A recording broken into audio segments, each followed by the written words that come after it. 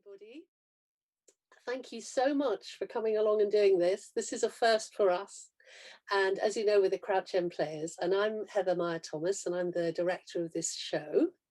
And as you know, we've been through quite a lot recently. We've been rehearsing since October. And the plan was, as most of you know, because many of you will have had tickets, was to perform in Holy Innocents Church socially distanced, and also to live stream our live performance from there. And what we're performing tonight is an adaptation of the 1939 version of A Christmas Carol radio play that was broadcast in America with Orson Welles as the star. And so we've made an adaptation of this. And many of you will have come along to our vintage radio shows in the past. We've done them for about 10 years now. And what they normally are is a real mixture of sound. So we have the voice actors on mic, we have the sound effects being made by hand with, you know, footsteps and rustling things and banging things going on as well for the audiences to see, and also the other sound and the music coming through the computer. So all this was sort of ready to happen. But of course, because of Zoom, as many of you will know, we have our own challenges with Zoom, and it's not necessarily easy to process more than one sound at a time. So there we were with all these sound layers, and because we decided, oh yes, also, I mean, what the main catalysts who are changing our minds, I know we went into tier 3, but I think we probably would have been able to do a socially distanced performance from the church, but our very precious and lovely friend Vic, who is our producer and also was playing Bob Cratchit, was suddenly taken ill. And things just haven't been the same without him, basically. He does so much for the group and we miss him so much. And it just made a big, big difference. We just felt that it wasn't really going to happen without Vic. And so we've regrouped, and Kevin has taken on the group, the role of, I keep saying Bob Marley. It's not Bob Marley, it's Bob Cratchit. And Edward, Tiny Tim, has had to get used to having yet another father. So he is now going to be Bob Cratchit's son, played by Kevin. So all these things have changed, but we've had to completely kind of change the way that we had designed our play. So basically we're going to have a little attempt at some of the sound effects, but you'll probably find it very comical. Last night we were in hysterics because you can't really hear them. So you may see Joe and Caroline making sound effects like this, doing things with various articles and stuff, but you won't be able to hear them. So they're going to be silent sound effects. But hopefully when we are all back together and you are able to come and see us in person, it will all work out then. So without an awful lot of further ado, I think let's just go through the protocol. So if everybody remains on mute all the way through, apart from the actors, that would be really, really helpful, because we get all sorts of sounds coming in and interfering with each other. So that would be really, really helpful if you could do that. You can choose how you view the video. If you go to the top, I think it's the top left, you've got a top left, you've got a view button. It depends if you're on a computer or whether you're on an iPad or whatever, but if you're on a computer and you click there, you can choose to either see the whole group view. You can see like what's it called, a gallery view, so you can see everybody's faces, or you can see a speaker view, so you only get to see the person who's speaking at the time. That may be an interesting way to view it. And as I said before, it's really helpful, and actually everybody has done this, I think. Yes, if you all have your videos off, then you will be able to see us, hopefully, more clearly. That's good, but don't feel you have to, that's fine. It's quite nice to see your little faces. And also down in the bottom there's the reactions button. So if you want to share a reaction with us, you can just click and tell us how you feel at that moment. Oh, good, that's great. There aren't any sort of, you know, rude noises or anything you can do It's all positive. So we're going to get the positive vibes from the audience, which is great. So do bear with us, and we're going to do the best we can. And we're very, very excited that you've come. So thank you so much for turning up, and thank you for your generous donations and your tickets. And I think we are more or less ready to go. Let me have a little look. So bear with us, all sorts of things may happen. You know, we've got a situation where some of the cast have got babies to look after. They may have to run off and attend to a child. You know, Amazon may arrive. You just never know, do you, these days, what's going to happen? Something may turn up, some carol singers may come to the door.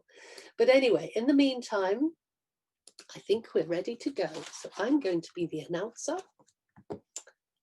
And the Crouch End Players bring you A Christmas Carol by Charles Dickens.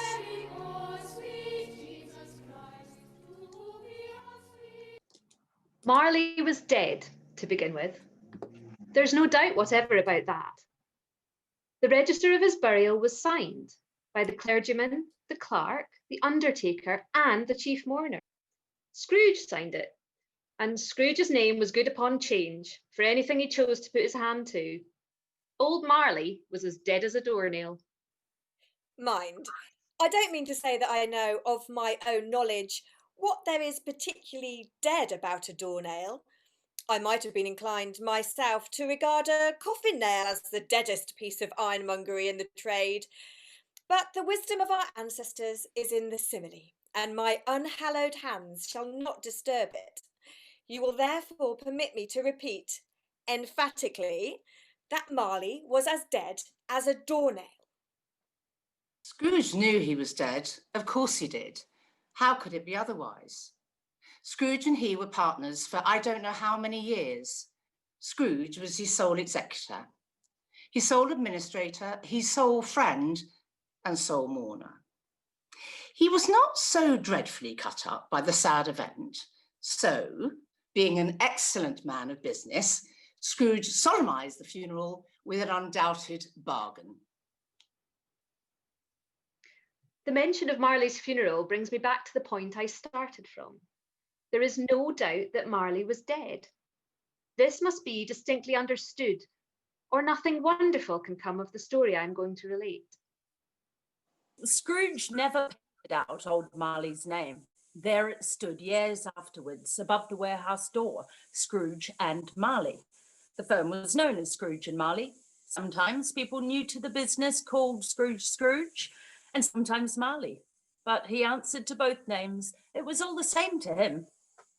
But he was a tight-fisted hand at the grindstone, was Scrooge.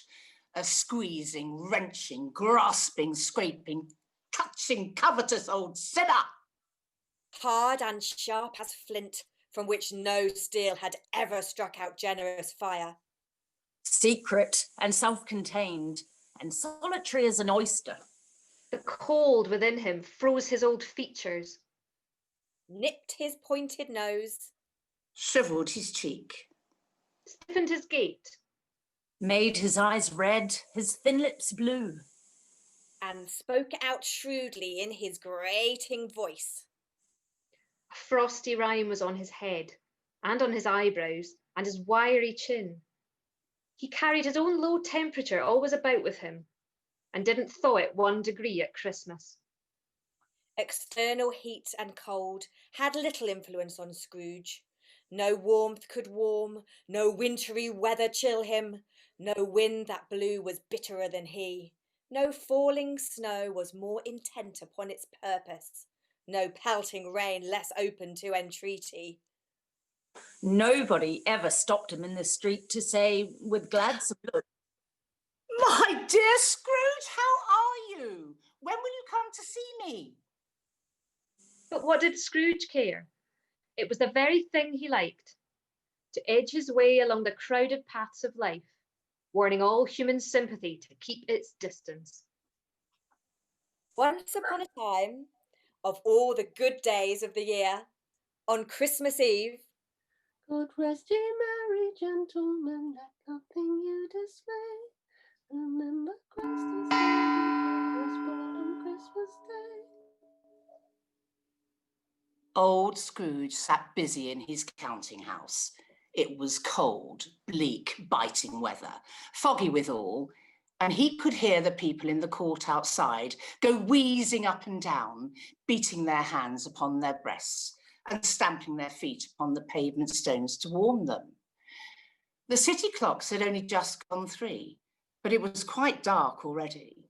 It had not been light all day, and candles were flaring in the windows of the neighbouring offices. The fog came pouring in at every chink and keyhole, and was so dense without that the houses opposite were mere phantoms. A grim, cheerless place, if ever there was one. The door of Scrooge's counting house was open, that he might keep his eye upon his clerk Bob Cratchit, who, in a dismal little cell beyond, a sort of tank, was copying letters. Scrooge had a very small fire, but the clerk's fire was so very much smaller that it looked like one coal. But he couldn't replenish it, for Scrooge kept the coal box in his own room.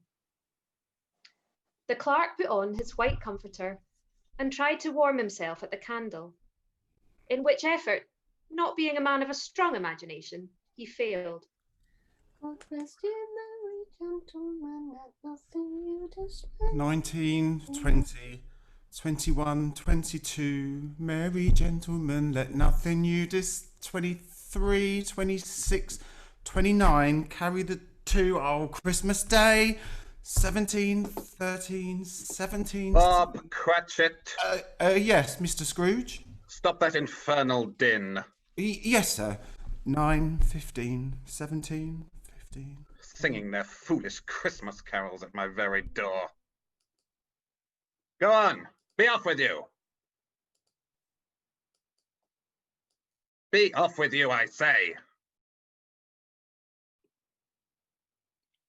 Why, sir? It's an old custom at Christmas time, you know. Take your fellow fools and be gone. Christmas. Bleh.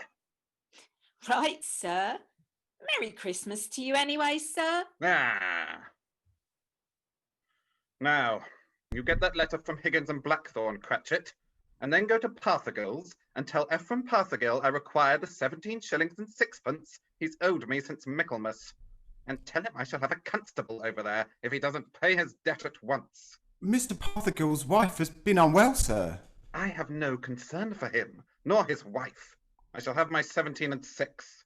I had only thought it being Christmas, sir. Christmas? Christmas? You utter that word to me once more, Bob Cratchit, and I'll... Oh, a Merry Christmas, Uncle. A Merry Christmas, Bob. Merry Christmas, Mr. Fred. God save you, Uncle. Bah, humbug. Christmas a humbug, Uncle. Now, I'm sure you don't mean that. I mean just that.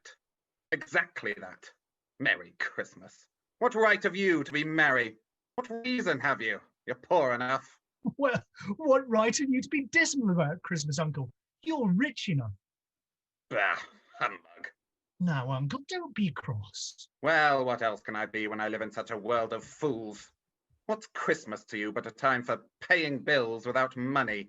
Merry Christmas. A time for finding yourself a year older and not an hour richer. If I could work my will, every simpleton who goes about with Merry Christmas on his lips would be boiled with his own pudding and buried with a stake of holly through his heart. He should. Uncle! Now, nephew, keep Christmas in your own way and let me keep it in mine. Keep it? But you don't keep it, Uncle. Well, let me leave it alone then. What do you want? A Christmas gift, I've no doubt. I came to wish you a Merry Christmas, Uncle. A Merry Christmas. Much good may Christmas do you. Much good it ever has done you. There are many things from which I might have derived good, but by which I've not profited. I dare say Christmas among the rest. But I'm sure I've always thought of Christmas time when it's come around as a good time. A kind, forgiving, charitable, pleasant time. The only time I know of in the long calendar of the year when men and women seem by one consent to open their shut-up hearts freely and to think of people below them as if they were really fellow passengers to the grave and not another race of creatures bound on other journeys. And therefore, Uncle, though it has never put a scrap of gold or silver in my pocket, I believe that it has done me good, and it will do me good, and I say, God bless it. God bless Christmas! Hurrah! Let me hear another sound out of you there, Bob Cratchit, and you'll keep your Christmas by losing your situation. As for you, nephew, I wonder you don't go into Parliament. You talk enough nonsense. Don't be angry, Uncle. Come, dine with us tomorrow. Humbug. But why? Why? Why did you get married? Because I fell in love. Because you fell in love? Good afternoon. Nay, Uncle, but you never came to see me before that happened. Why give it as a reason for not coming now? Good afternoon. I want nothing from you. I ask nothing of you. Why cannot we be friends? Good afternoon. I'm sorry with all my heart to find you so resolute. We have never had any quarrel to which I've been a party. But I have made this trial in homage to Christmas, and I'll keep my Christmas humour to the last. So a Merry Christmas, Uncle. Good afternoon. And a Happy New Year too. Bah! Humbug. And a Merry Christmas to you, Bob, and to your good lady wife, and to Tiny Tim and your family. Oh, thank you, Mr. Fred. Same to you, sir. Good day, sir. Good day, Bob. Nonsense. Twaddle. Flummery. Talking of Christmas and not 2 sixpences to jingle together in his trousers pocket. Hey. Hey, you there, Bob Cratchit. Come here. What are you doing there?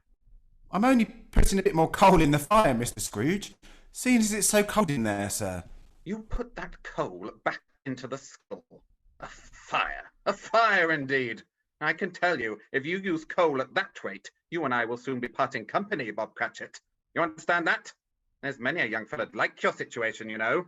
I'm sorry, sir. My fingers were getting a little stiff with the cold, and you know... Then put on your mittens.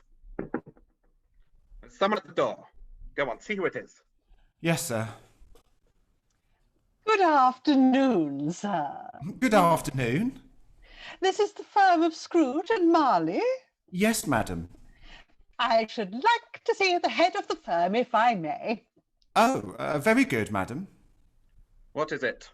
A visitor to see you, Mr. Scrooge. Ah, Have I the pleasure of addressing Mr. Scrooge or Mr. Marley? Mr. Marley's been dead these 7 years tonight. My sincere condolences for your loss. I have no doubt his liberality is well represented by his surviving partner.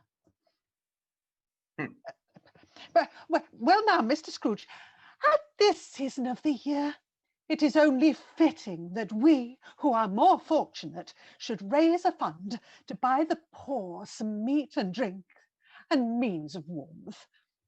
You may not believe it, sir, but many thousands are now in want of common necessities. And hundreds of thousands are in want of the simplest comforts. Are there no prisons? Well, there are plenty of prisons, sir. And the workhouses? Are still in operation, I trust. I wish I could say that they were not, but they are, sir. The treadmill and the poor law are in full vigour, then? Both very busy, sir. Ah, I'm glad to hear that. I was afraid from what you said at first that something had occurred to stop them in their useful course. No, sir. All these institutions that you mention are flourishing. But it's nevertheless true that some additional provision for the poor and the destitute must be made. A few of us in the association are endeavouring to raise such a fund, you see. And what shall I put you down for? Nothing. Oh, I see. You wish to remain anonymous. I wish to be left alone. I don't make merry myself at Christmas time, and I can't afford to help make a lot of idle people merry. I help to support the establishments that take care of the poor. They cost enough. Let those who are badly off go there. Many can't go there, sir, and many would rather die. Then my advice to them is to do so and decrease the surplus population. Besides, I've only your word for it that all this is so. But you might know it, Mr. Scrooge. Well, so be it then. It's not my business. It's enough for a man to understand his own business and not to interfere with other people's. Mine occupies me constantly. Good afternoon, madam. Well, good afternoon. Good afternoon to you. Cratchit, show this person out. Yes, sir. Good afternoon, sir. Good afternoon. Cratchit, And a Merry Christmas. out! Merry Christmas. Yes, sir. Close the door. Yes, sir. Meanwhile, the fog and darkness thickened. The ancient tower of a church, whose gruff old bell was always peeping slyly down at Scrooge out of a Gothic window in the wall, became invisible and struck the hours and quarters in the clouds with tremulous vibrations afterwards, as if its teeth were chattering in its frozen head up there. Cold became intense. In the main street, at the corner of the court, some labourers were repairing the gas pipes and had lighted a great fire in a brazier, round which a party of ragged men and boys were gathered, warming their hands and winking their eyes before the blaze in rapture. The brightness of the shops where holly sprigs and berries crackled in the lamp heat of the windows made pale, ruddy faces as they passed, foggier yet and colder, piercing, searching, biting cold. The owner of one scant young nose, gnawed and mumbled by the hungry cold as bones are gnawed by dogs, stooped down at Scrooge's keyhole to regale him with a Christmas carol. God rest you, merry gentlemen, and nothing you dismay. Scrooge seized the ruler with such energy of action, Ouch! that the singer fled in terror, leaving the keyhole to the fog and even more congenial frost. At length, the hour of shutting up the counting-house arrived. With an ill will, Scrooge dismounted from his stool and tacitly admitted the fact to the expectant clerk in the tank, who instantly blew his candle out and put on his hat. Cratchit, Yes, sir. Yes, sir. you'll want all day tomorrow, I suppose. If it's quite convenient, sir. It's not convenient, and it's not fair either. But I suppose I can't do anything about it. If I was to stop half a crown of your wages, you'd think yourself very ill-used, I'd be bound. Well, sir, But you don't think me ill-used when I pay a day's wages for no work. It's only once a year, sir. Once a year. Once a year, indeed. A fine excuse for picking a man's pocket every 25th of December. I suppose there's no good talking. You must have the whole day. Well, see that you're here all the earlier the next morning. You understand? Oh, I will, sir. I will indeed. Good night, sir, and a Merry Christmas! Bah! Merry Christmas! Bah! The office was closed in a twinkling, and Bob Cratchit, with the long ends of his white comforter dangling below his waist, for he boasted no greatcoat, went down a slide on Cornhill 20 times in honour of its being Christmas Eve, and then ran home to Camden Town as hard as he could pelt to play with his family at Blindman's Buff. Scrooge took his melancholy dinner in his usual melancholy tavern, having read all the newspapers, and spent the rest of the evening with his banker's book, went to his dismal house. He lived in chambers which had once belonged to his deceased partner. They were a gloomy suite of rooms in a lowering pile of building up a yard. Darkness is cheap, and Scrooge liked it. The yard was so dark that even Scrooge, who knew its every stone, had to grope with his hands through the fog and the frost to find the door. Now, it is a fact that there was nothing at all particular about the knocker on the door, except that it was very large. Let it be also borne in mind that Scrooge had not bestowed one thought on Marley since the last mention of his 7 years dead partner that afternoon. So let any man explain to me, if he can, how it happened that Scrooge, having his key in the lock of the door, saw in the knocker, without its undergoing any immediate process of change, not a knocker, but Marley's face. Marley's face. It was not angry or ferocious, but looked at Scrooge as Marley used to look, with ghostly spectacles turned up on its ghostly forehead. The hair was curiously stirred, as if by breath or hot air, and though the eyes were wide open, they were perfectly motionless. As Scrooge looked fixedly at this phenomenon, it was a knocker again. Scrooge walked through his rooms to see that all was right. Sitting room, Bedroom, Lumber room, All as they should be. Nobody under the table. nobody under the sofa, nobody under the bed. nobody in the closet. Closed the door. He locked himself in. he double locked himself in, And took off his cravat, put on his dressing gown and slippers, and his nightcap. And sat down before the fire to take his gruel.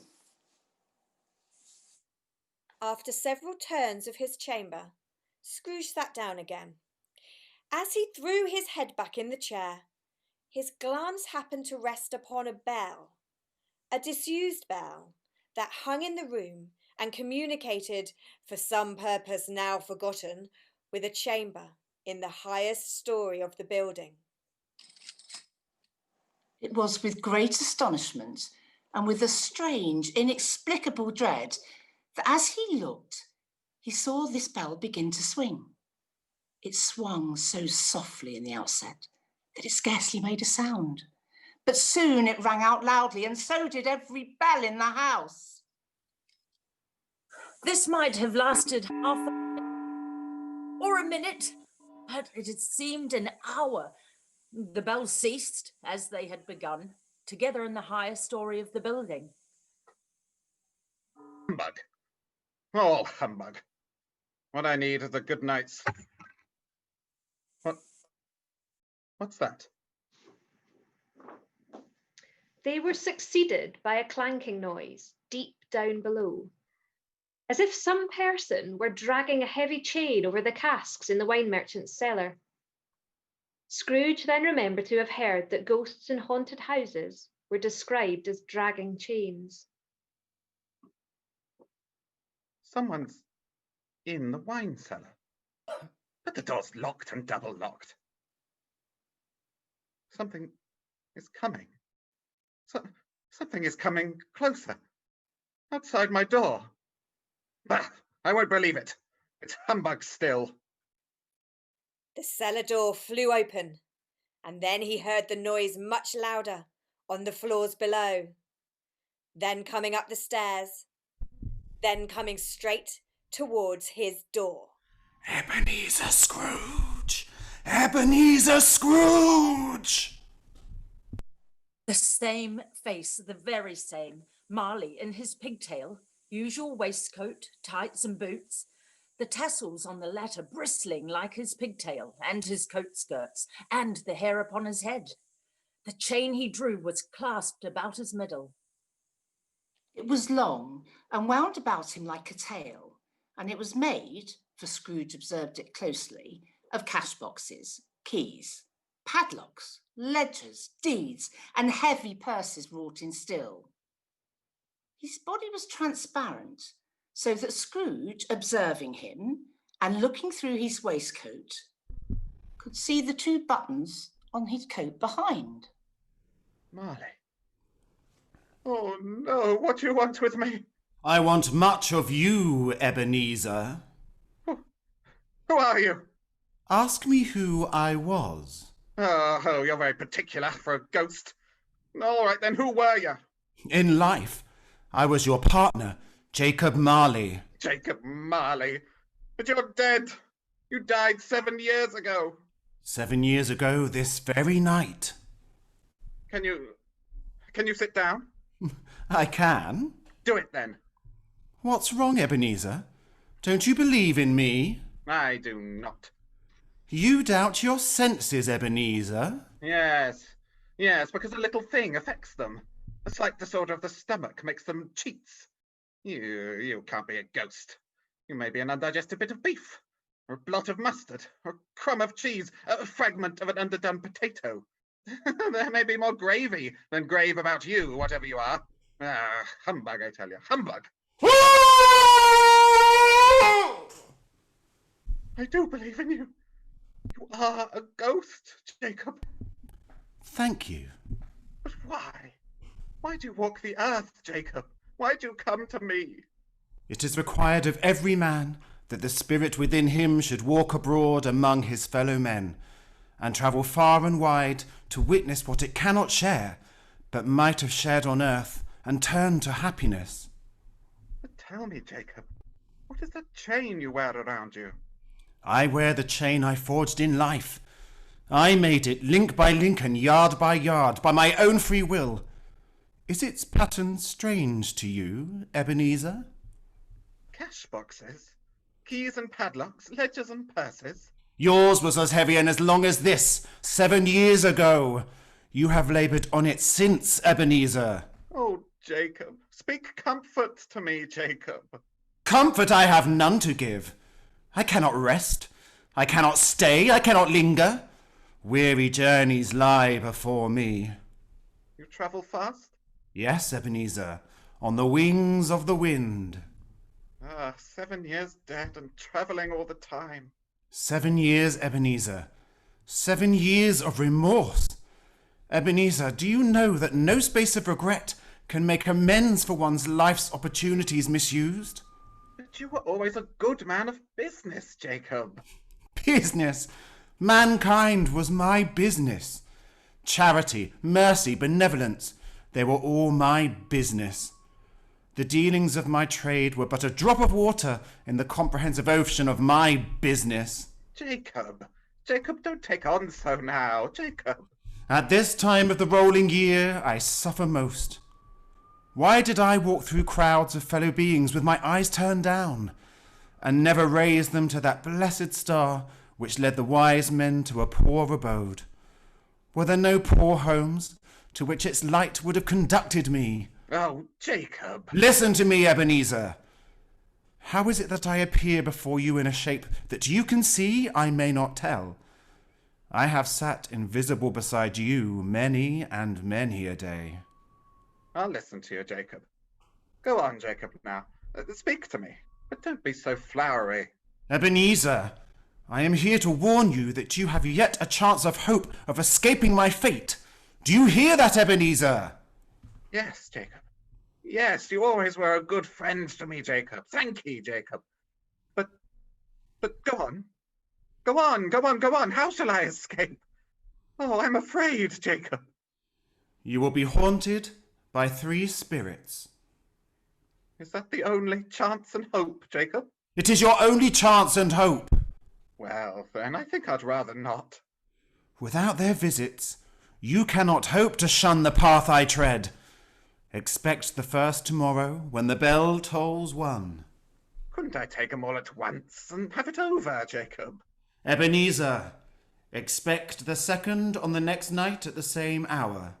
The third upon the next night when the last stroke of 12 has ceased to vibrate. Look to see me no more, and look that for your own sake you remember what has passed between us. Remember, when the bell tolls 1, look for the first spirit.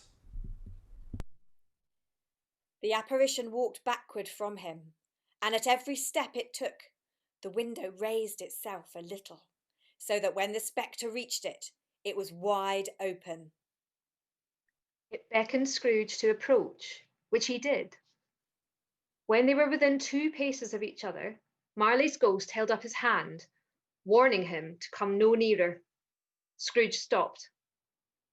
Not so much in obedience as in surprise and fear, for on the raising of the hand, he became sensible of confused noises in the air, incoherent sounds of lamentation and regret, wailings inexpressibly sorrowful and self-accusatory. The spectre, after listening for a moment, joined in the mournful dirge and floated out upon the bleak, dark night. Marley! Jacob Marley! Scrooge closed the window and examined the door by which the ghost had entered. It was double locked, as he had locked it with his own hands, and the bolts were undisturbed. He tried to say humbug, but stopped at the first syllable. And being, from the emotion he'd undergone, or the fatigues of the day, or his glimpse of the invisible world, or the dull conversation of the ghost, or the lateness of the hour, much in need of repose, went straight to bed without undressing and fell asleep upon the instant.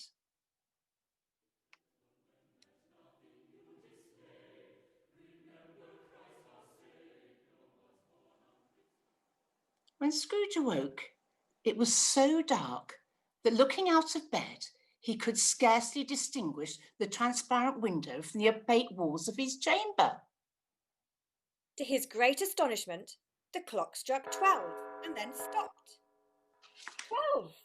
It was past 2 when he went to bed.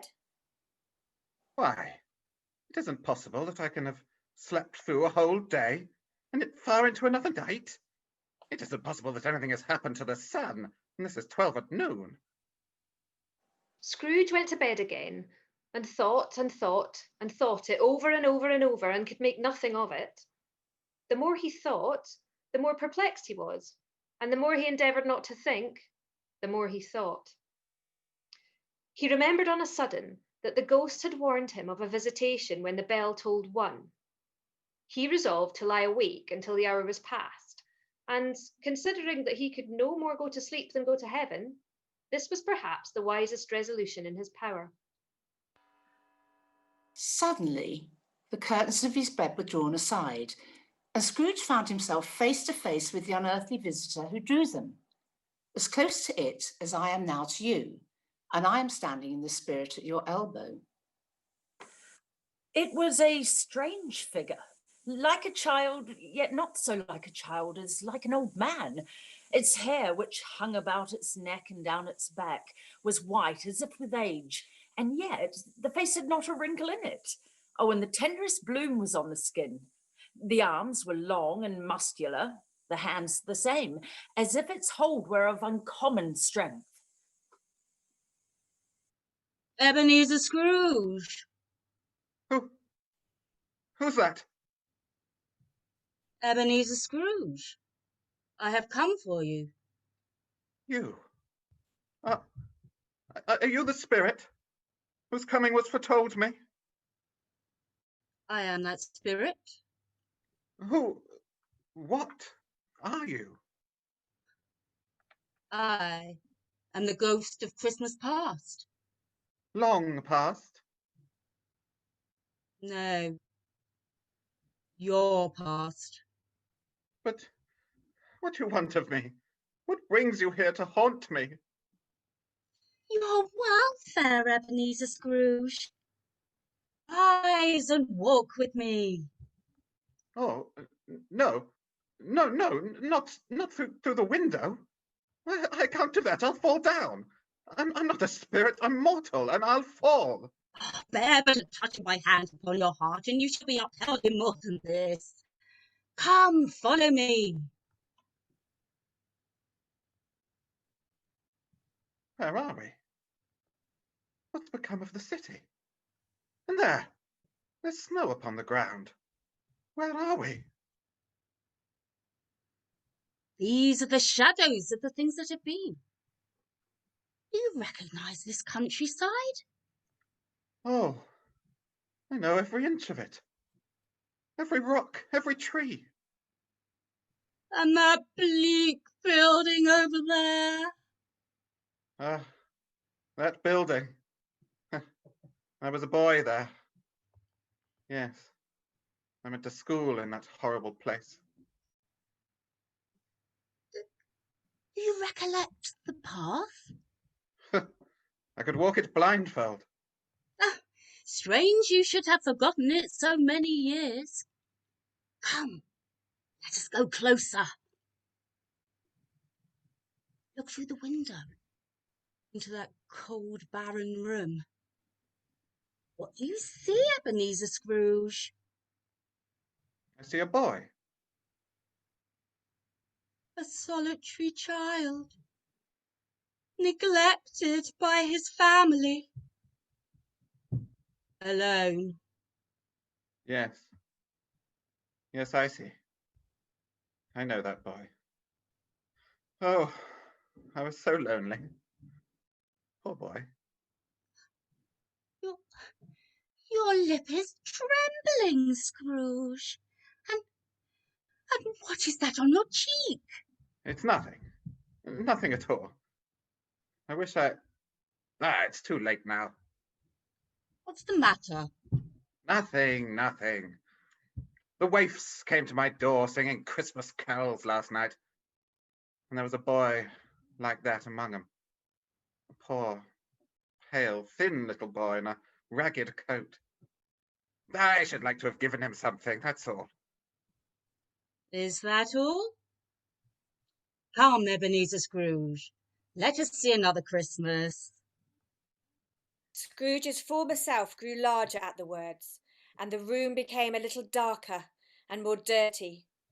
And there he was, alone again, when all the other boys had gone home for the jolly holidays.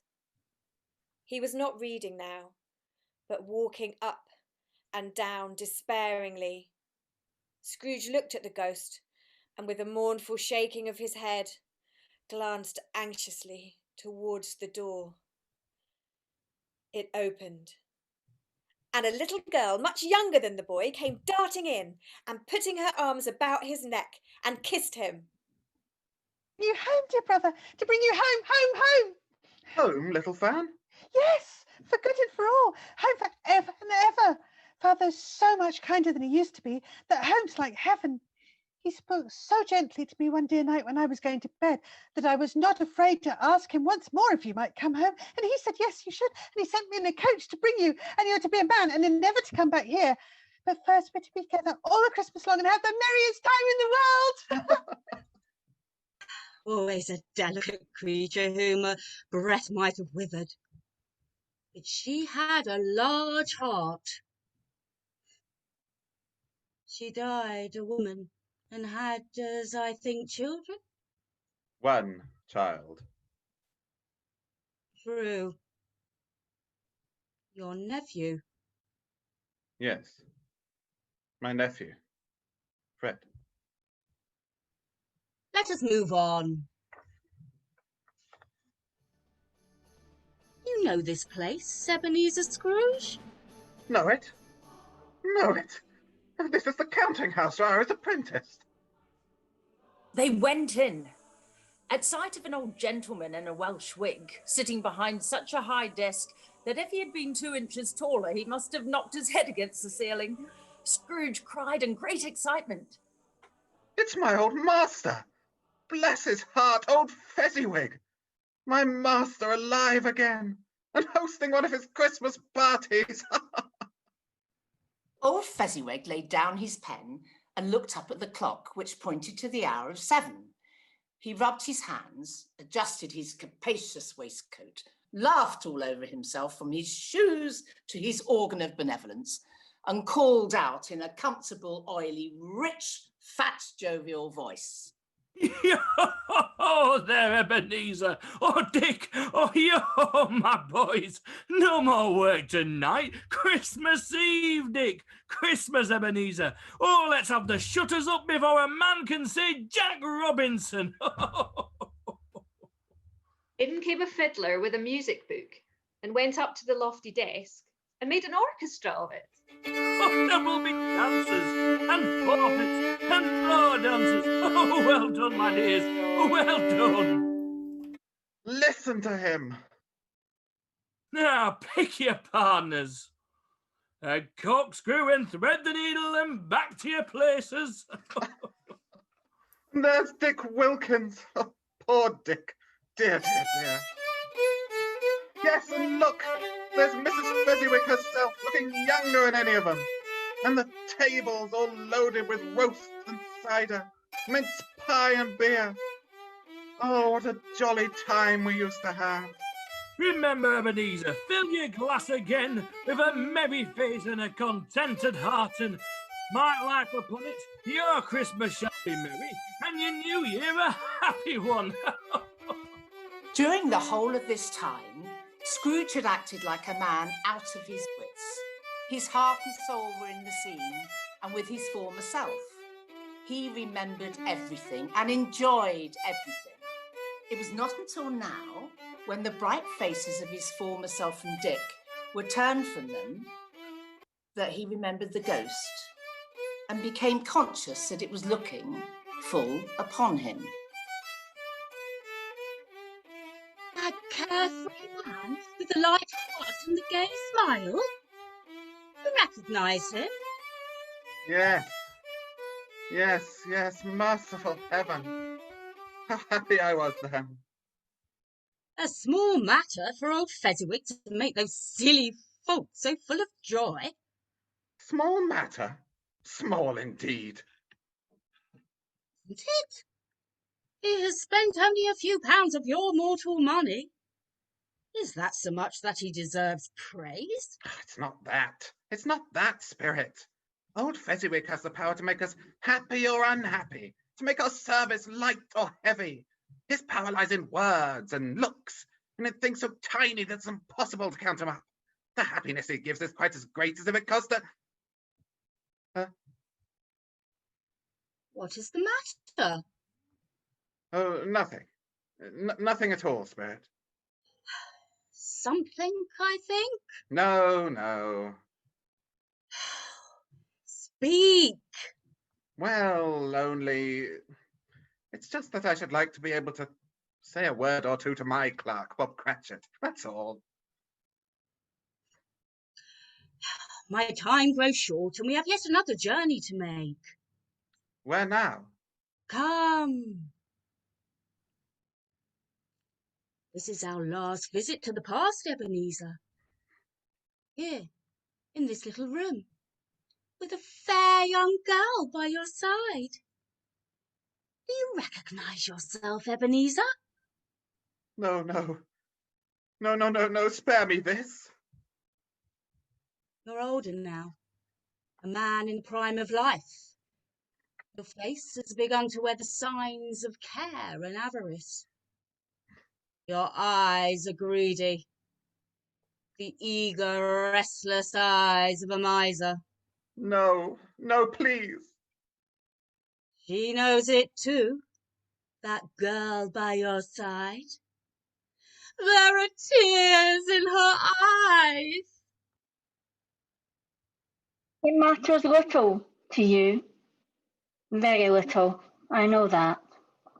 Well, have I changed towards you? When we were engaged, we were both poor. Was it better then? Better to be poor? Better at least to be happy. You're changed. You were another man then. I was a boy. You blame me because I've grown wiser. Have I ever tried to break our engagement? In words, no, never. In what then? In a changed nature, in an altered spirit, in everything that made my love of any value in your sight. So I release you from your promise. Belle. Oh, at first it may cause pain to lose me, a very brief pain. But soon it will be dim, like a half-remembered dream, an unprofitable dream. And you will be glad to awake from such a dream. May you be happy in the life you have chosen, Ebenezer, for the love of whom you once loved. That's enough. Show me no more. Take me home. These are the shadows of the things that have been. That they are what they are, do not blame me. No, no more. No more. One more shadow, come. You see this man, Ebenezer Scrooge? Your old friend Dick. This man might have been you. With the woman beside him, your wife. And that girl might have been your daughter, Ebenezer Scrooge. She might have called you father. He might have been a springtime in the haggard winter of your life. Spirit, let me go. Show me no more. Listen now while they speak, Ebenezer. Belle, I saw an old friend of yours today. Who was it? Guess. How can I? Oh, I know. Mr. Scrooge. Mr. Scrooge it was. I passed his office window. It wasn't shuttered. And there was a candle inside, so I couldn't help seeing him. His partner Marley lies at the point of death, I hear, and there Scrooge sat, all alone. Quite alone in the world, I do believe. Spirit, Spirit, I can't bear any more. Leave me. Haunt me no more. Take me back. Take me back.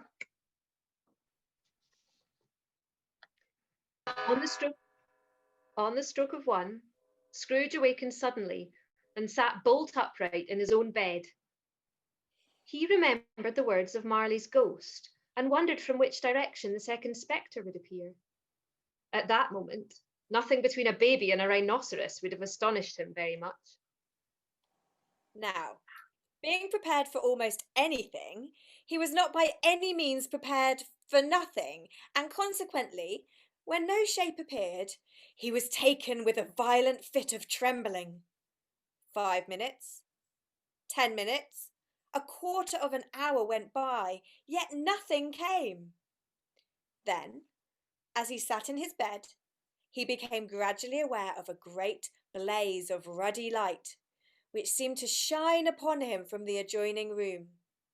He got up softly and shuffled in his slippers to the door.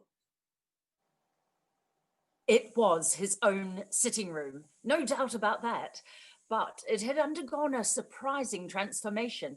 The walls and ceiling were so hung with living green that it looked a perfect grove, from every part of which bright, gleaming berries glistened, and such a mighty blaze went roaring up the chimney, as had never been known in Scrooge's time, or for many and many a winter season gone. Heaped up on the floor to form a kind of throne were turkeys, geese, game, poultry, great joints of meat, sucking pigs, long wreaths of sausages, mince pies, plum puddings, barrels of oysters, red hot chestnuts, and seething bowls of punch that made the chamber dim with their delicious steam. In easy state upon this couch there sat a jolly giant, glorious to see, who bore a glowing torch in shape not unlike Plenty's horn, and held it up high up to shed its light on Scrooge as he came peeping round the door. Come in, Ebenezer Scrooge, and know me better, man. Who? I am the ghost of Christmas present. Look upon me. You've never seen the likes of me before. You're different from the other, Spirit. You're tall, almost a giant. And that great torch you carry. Its light pours into the homes of rich and poor alike. Spirit, take me where you will. Last time I went against my will and learnt a lesson, which is working now. If you have anything to teach me, let me profit by it. Touch my robe, Ebenezer Scrooge, touch my robe. Where have you brought me, Spirit? A humble dwelling in a humble street. It's humble enough. Yet there is happiness there. Who are these people? Who's that woman and the children? These are the family of your clerk, Bob Cratchit. His wife, dressed in a twice-turned gown but brave in ribbons, laying the table for their Christmas dinner. And there, assisting her, is her daughter Belinda. And the young man with the fork in the stuffing, that's Master Peter Cratchit. And the two little Cratchits. Listen, Scrooge. Here's Martha, Mother. Why, bless your heart alive, Martha, my dear. Merry Christmas to you. Merry Christmas, Mother. How late you are, my dear. Oh, we did a deal of work to finish up last night and we had to clear away this morning. Well, never mind, so long as you're here now. Sit ye down before the fire and have a warm. Lord bless ye. Where's Father? He's been to church with Tiny Tim. They'll be along directly. How is Tiny Tim, Mother? Any better at all? Well, sometimes I think he is. And sometimes I think, oh dear God, if anything should happen to Tiny Tim. Mother, you mustn't even think of such a thing. Oh, there's Tiny Tim. Merry Christmas, everybody. Martha, welcome, my dear. Merry Christmas, Father. And Tim? Martha. Oh, Tim, you darling. Oh, Father, I'm so glad to be home. And we're so glad to have you, Martha. And how did little Tim behave in church, Bob? Oh, as good as gold, and better. I like church, Mother. Oh, they sang the nicest song. I hope people saw me there. Saw you there? And why, Tim? Well, don't you see?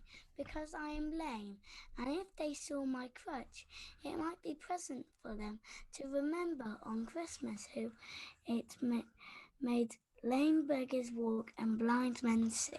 Oh, bless you, my son. Are we ready to eat, Mother? Yes, children, we're all ready. Come on, take your places now. Bob, you wait your turn, there's plenty. There's stuffing and dressing and plum pudding for all of you. Martha, you take care of Tiny Tim. Yes, Mother. You see that he eats plenty. He must get tall and well. Now, sit down. Sit down, everyone. Ah, now, my dears. Shall we say grace? Spirit, tell me if Tiny Tim will live. I see a vacant seat in the poor chimney corner, and a crutch without an owner, carefully preserved. Oh, no, no. No, no, kind spirit, say he'll be spared. Say he'll live. If these shadows remain unaltered by the future, Ebenezer, the child will die. Amen. Amen. And now, my dears, with such a dinner, a toast. A Merry Christmas to us all, and God bless us. Amen. God blesses everyone. Oh, and now to Mr. Scrooge. I give you a toast to Mr. Scrooge, the founder of the feast.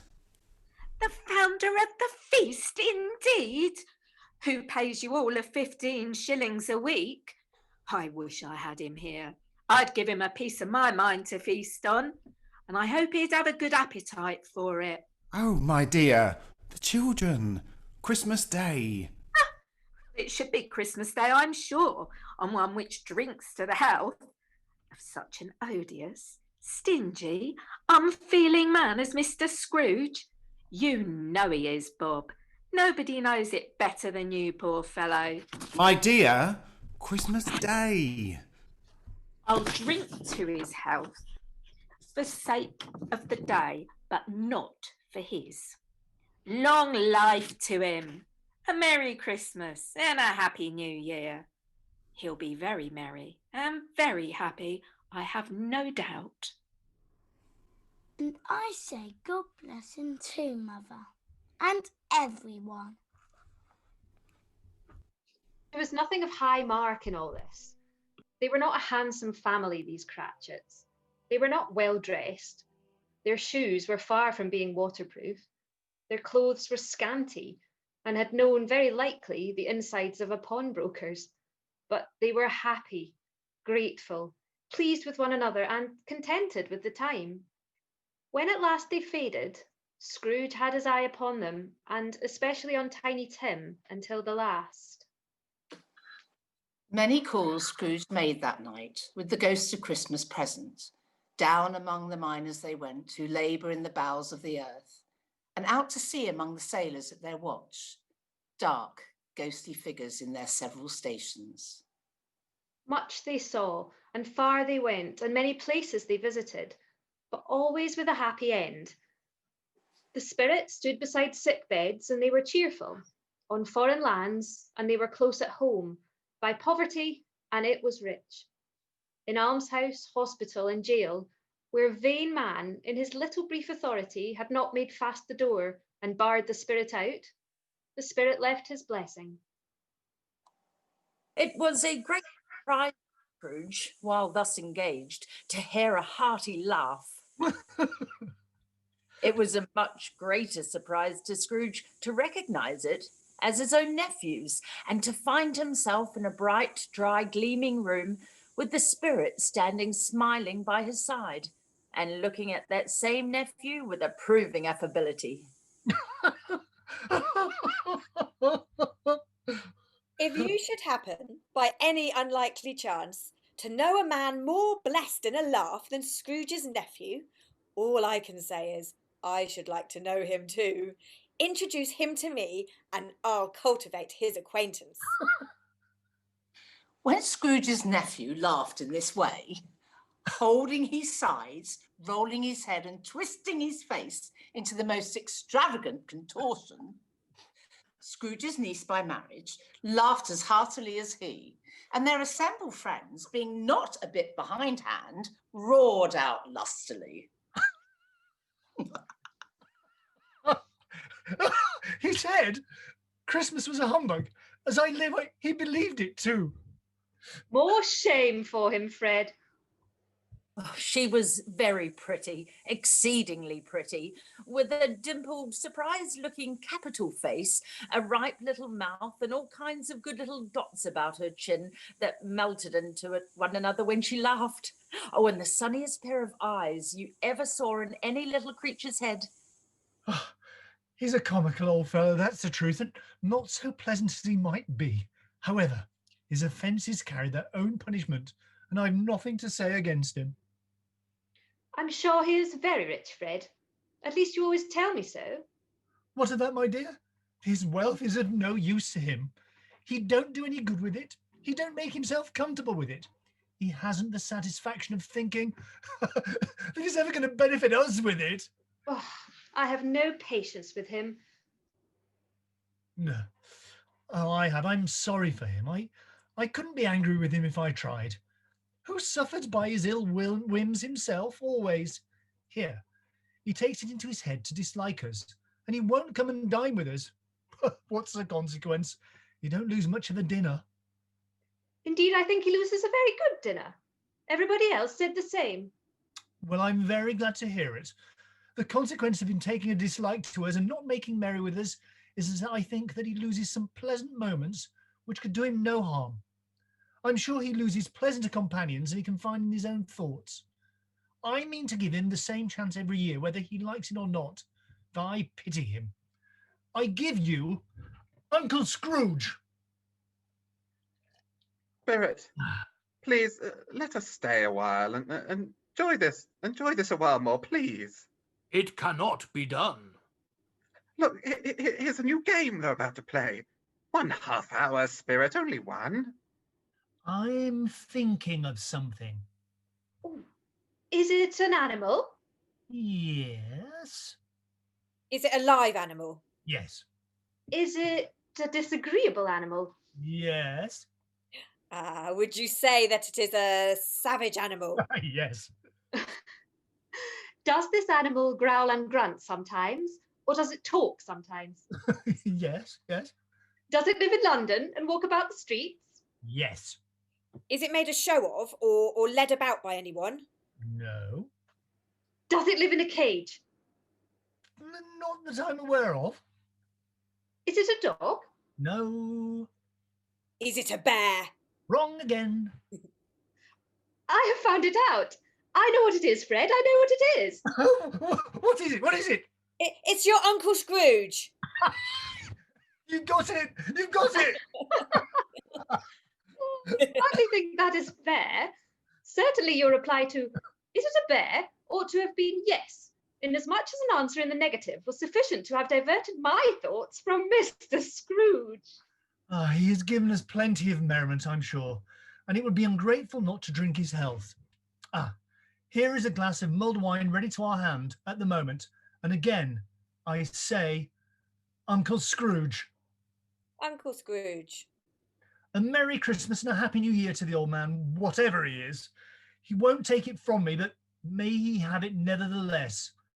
Uncle Scrooge. It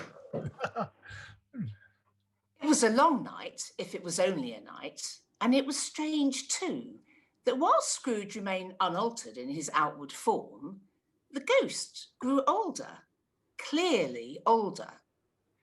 My life upon this globe is very brief, Ebenezer. It ends tonight. Tonight? Tonight, at midnight. Hark! The hour has come. Oh, no, no, not yet. Not yet. There are still more things I wish to learn. Forgive me if I am not justified in what I ask, but I see something strange, not belonging to yourself, protruding from your skirts. Is it a foot or a claw? It might be a claw, for the flesh there is upon it. Look, here. From the foldings of its robe, it brought 2 children, wretched, abject, frightful, hideous.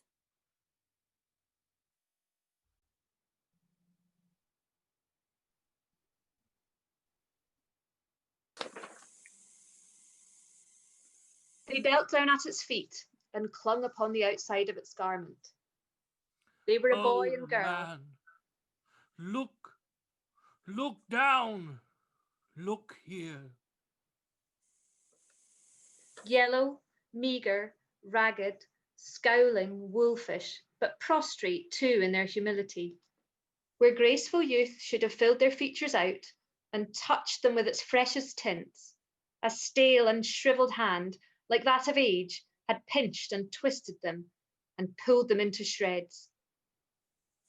Where angels sat enthroned, devils lurked and glared out, menacing. Scrooge started back, appalled. Having them shown to him in this way, he tried to say they were fine children, but the words choked themselves, rather than be parties to a lie of such enormous magnitude. Spirit, are they yours? They are man's, and they cling to me, appealing from their fathers. This boy is ignorance. This girl is want.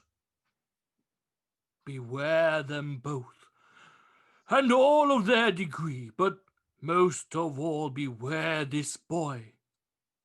For on his brow I see that written which is doom. Unless the writing be erased. Have they no refuge or resource? Are there no prisons? Are there no workhouses?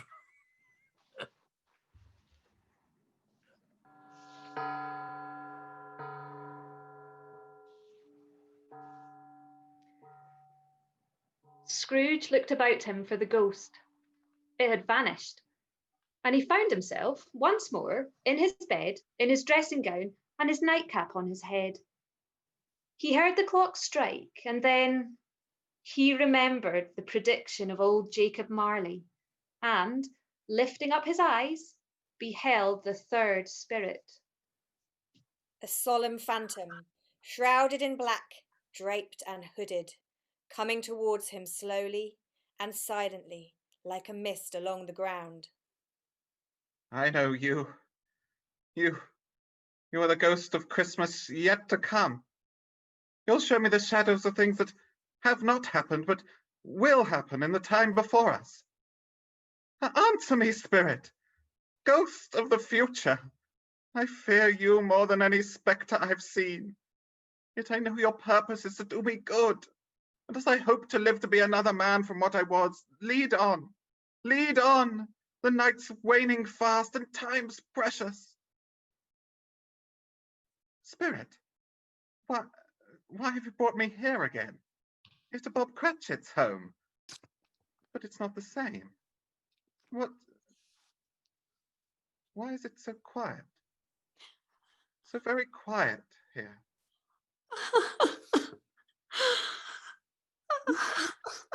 Mother, please. Oh, my son. My little son, Tiny Tim. I loved him so.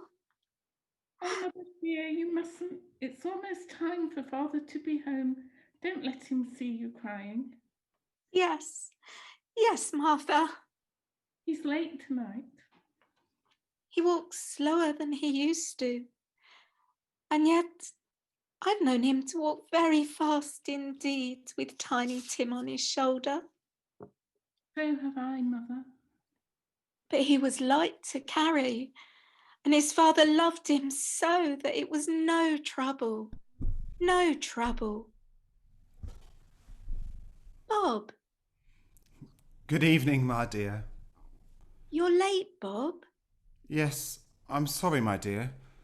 I went to the churchyard today. I wish you could have gone with me. It would have done your heart good to see how sweet and green a place it is. But you'll see it often. I promised him. Yes, I promised Tiny Tim we'd walk there on a Sunday. Father dear. It's God's will, Bob. I'm trying to understand it, my dear. My son, my little son, Tiny Tim. And I loved him so. Oh, that's cruel. Cruel.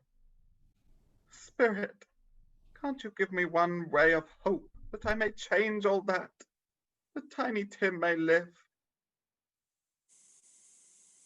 Where are you taking me now? Here?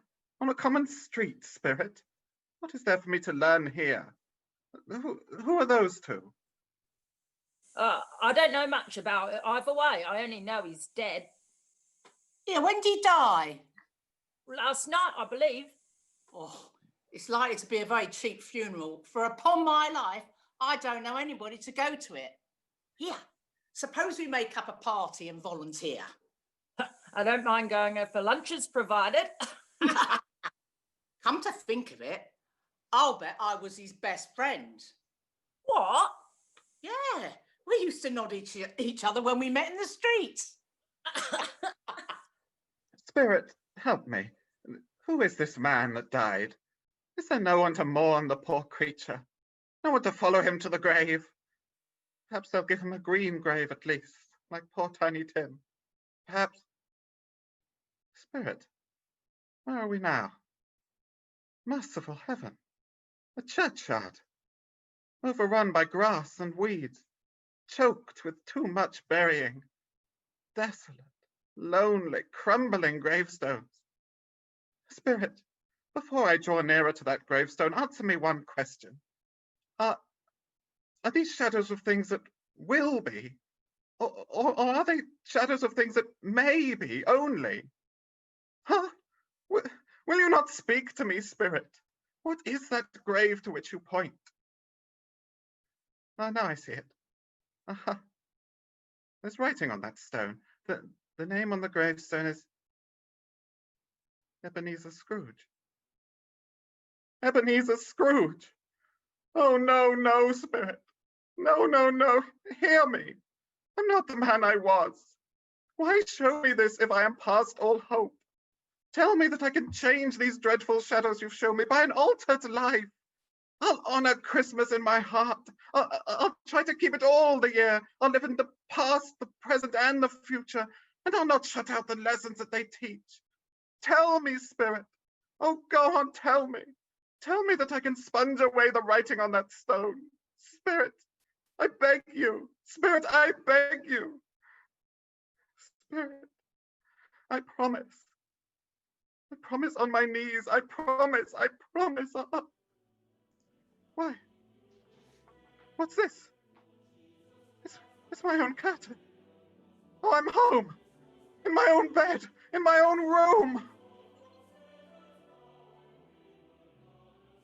He had frisked into the sitting room and was now standing there, perfectly winded. There's the saucepan that the gruel was in. There's the door by which the ghost of Jacob Marley entered. There's the corner where the ghost of Christmas Present sat. There's the window where I saw the wandering spirits. It's all right. It's all true. It all happened.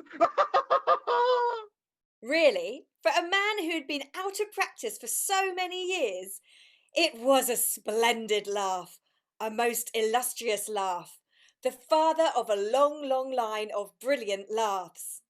I don't know what day of the month it is. I don't know how long I've been among the spirits. I don't know anything. I'm quite a baby. Never mind, I don't care. I'd rather be a baby. And the sun's shining. It's clear, it's bright, no fog. What a beautiful day. Oh, glorious, glorious. Hey, boy. Oh, boy. Yes, sir? What's today? What's that, sir? What day is it, my fine fellow? Today? Why, it's Christmas Day! Christmas Day! Then I haven't missed it. The spirits have done it all in one night. All in one night. Heaven be praised.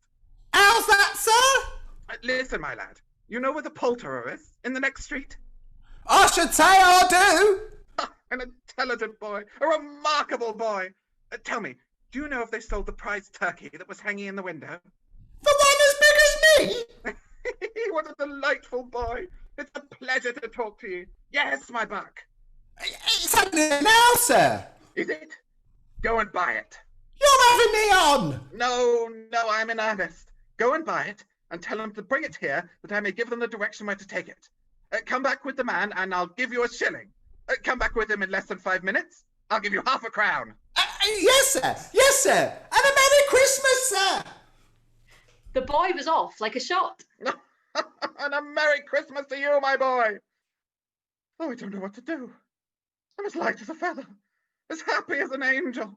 I'm as merry as a schoolboy. Merry Christmas. Merry Christmas to everybody. A Happy New Year to all the world. Whoa, whoa, hello. The hand in which he wrote the address was not a steady one, but write it he did somehow, and went downstairs to open the street door, ready for the coming of the poulterer's man. It was a turkey. He never could have stood upon his legs, that bird. He would have snapped them short off in a minute, like sticks of sealing wax. Scrooge dressed himself all in his best and at last got out into the streets. The people were by this time pouring forth, as he had seen them with the ghost of Christmas Present. And walking with his hands behind him, Scrooge regarded every one with a delighted smile. He looked so irresistibly pleasant, in a word, that 3 or 4 good-humoured fellows said, "Oh, good morning, sir. A Merry Christmas to you." And Scrooge said often afterwards that, of all the blithe sounds he had ever heard, these were the blithest in his ears. My dear lady, how do you do? I beg your pardon? May I help you, sir? Well, you, madam, did you not come to my office in regard to that charity? Well, yes, sir. A Merry Christmas to you. Yes, sir. Allow me to ask your pardon, madam, and will you have the goodness to accept... I prefer to whisper this. Oh, Lord bless me. My dear Mr. Scrooge, are you in earnest? Well, I say... If you please. Now, not a farthing less. A great many back payments are included in it, I assure you. Will you do me that favour? My dear sir, I don't know what to say to such magnificence. Now, don't say anything, please. Come and see me. Will you? Will you come and see me? Oh, indeed I shall, sir. Indeed I shall. Thank you. I am much obliged to you. I thank you 50 times. Bless you. Merry Christmas. In the afternoon, he turned his steps towards his nephew's house. He passed the door a dozen times before he had the courage to go up and knock, but he made a dash and did it. Is your master at home, my dear? Yes, sir. Where is he, my love? He's in the dining room, sir, with his mistress. He knows me. I'll go in here, my dear. Fred? Why, bless my soul, who's that? It's I, your Uncle Scrooge. I have come to dinner. Will you let me in, Fred? Oh, Uncle Scrooge. Let you in? Come in. Welcome, welcome. It is a mercy he didn't shake his arm off. He was at home in 5 minutes. Nothing could be heartier. His niece looked just the same. So did Topper when he came. So did everyone when they came. Wonderful party. Wonderful games. Wonderful unanimity. Wonderful happiness. Next morning, Scrooge was early at his office. He went early for a reason. If he could only be there first and catch Bob Cratchit coming late, that was a thing he'd set his heart upon. And he did it. Yes, he did. The clock struck 9. No Bob. 1:15. No, Bob. Scrooge sat with his door wide open that he might see him come in. At last he came. His hat was off before he opened the door. His comforter too. He was on his stool in a jiffy, driving away with his pen, as if he were trying to overtake 9 o'clock. 15 and 21, 6 and carry the 1, 24, carry the 2, 31 and 8 and 9. Hello, you Cratchit. Yes, sir. Step this way, Cratchit, if you please. Cratchit, what do you mean by coming in at this time of day? Why, I'm very sorry, sir. I am behind my time. You are. Yes, I think you are. Oh, it's only once a year, Mr. Scrooge. It shall not be repeated. I was making rather merry yesterday, sir. I'll tell you what, my friend. I'll not stand this sort of thing any longer. And therefore, Bob Cratchit, I'm about to raise your salary. Mr. Scrooge? Are you quite yourself, sir? No, thank heaven, I'm not quite myself. Merry Christmas, Bob. A Merry Christmas, my good fellow. A merrier Christmas than I've given you in many a year. I shall raise your salary, and we'll see what we can do for Tiny Tim and the rest of your family. Huh? We'll discuss it this very afternoon over a Christmas bowl of smoking bishop. Bob, make up the fire. Make it up and buy another coal scuttle before you dot another I, Bob Cratchit. I can't believe it, sir. Thank you so much. Thank you. Thank you so much. Scrooge was better than his word. He did it all and infinitely more. To Tiny Tim, who did not die, he was the second father. He became as good a friend, as good a master, and as good a man as the good old city knew. Or any other good old city, town, or borough in the good old world. Some people laughed to see the alteration in him, but he let them laugh, and little heeded them. His own heart laughed. That was quite enough for him. He had no further intercourse with spirits, but lived upon the total abstinence principle ever afterwards. And it was always said of him that he knew how to keep Christmas well, if any man alive possessed the knowledge. May that be truly said of us. Of all of us. And so, as Tiny Tim observed, God bless everyone.